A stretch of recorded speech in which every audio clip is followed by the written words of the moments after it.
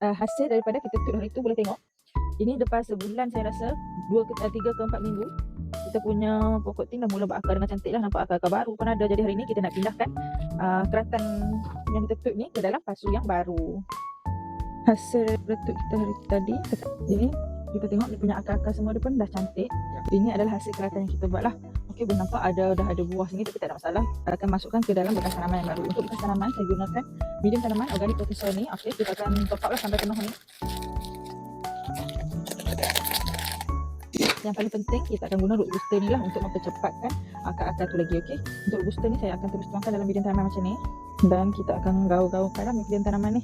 Dan keratan yang kita buat tadi, kita bolehlah buka dia punya balutan. Sebelum tu saya akan buang semua daun-daun yang kat bawah.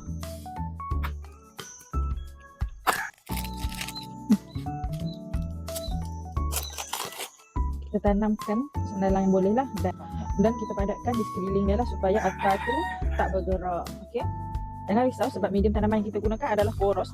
Jadi walaupun akar tu tak bergerak, tapi dia poros, dia senang untuk membesar. Jadi tut pokok tin berjaya.